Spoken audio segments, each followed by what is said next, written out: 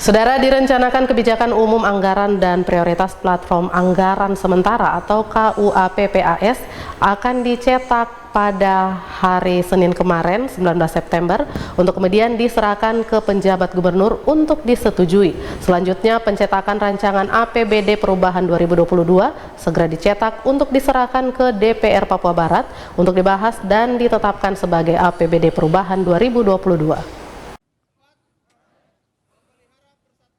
Demikian disampaikan Kepala Badan Pengelola Keuangan dan Aset Daerah BPKAD Papua Barat usai mengikuti apel gabungan Senin pagi 19 September di halaman kantor Gubernur Arfai Manokwari.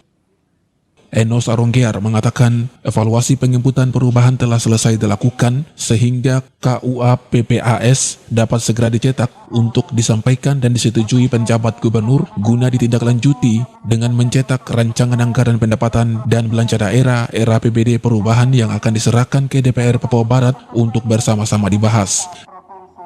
Diharapkan sebelum berakhirnya bulan September, DPR Papua Barat telah mengesahkan RAPBD perubahan menjadi APBD perubahan 2022.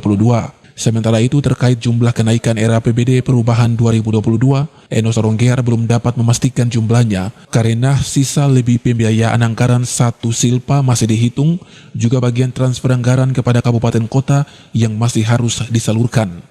Penginputan perubahan sudah kita evaluasi dan rencana hari ini KUA PPAS dicetak. KUA PPAS hari ini dicetak untuk dilaporkan pada pimpinan. Setelah KUA PPAS dicetak, rancangan perubahan kita cetak untuk segera disampaikan ke DPR. Nah, itu kita percepat karena waktu kita ini terus berjalan. Waktu kita berjalan dan para pimpinan juga pada sibuk, jadi kita supaya memaksimalkan waktu yang ada ini karena sisa 3 bulan lagi berakhir tahun anggaran.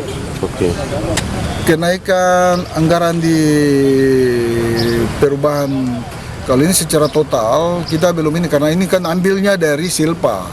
Kemudian ada bagian transfer kabupaten kota yang masuk yang harus kita salurkan karena itu milik kabupaten kota. Rancangan perubahan KUA adalah dokumen yang memuat kebijakan bidang pendapatan, belanja dan pembiayaan serta asumsi yang mendasarinya untuk periode 1 tahun. KUA merupakan pedoman dalam penyusunan PPAS yang digunakan sebagai kerangka dalam menyusun RAPBD dan RAPBD perubahan. Sementara PPAS atau prioritas platform anggaran sementara merupakan dokumen yang memuat kondisi ekonomi makro daerah, baik kondisi pada tahun sebelumnya dan tahun berjalan, dengan asumsi dasar yang meliputi laju inflasi, pertumbuhan produk domestik regional bruto atau PDRB dan asumsi lainnya. Ari Armstrong, Biro Manokwari, Cawam Channel.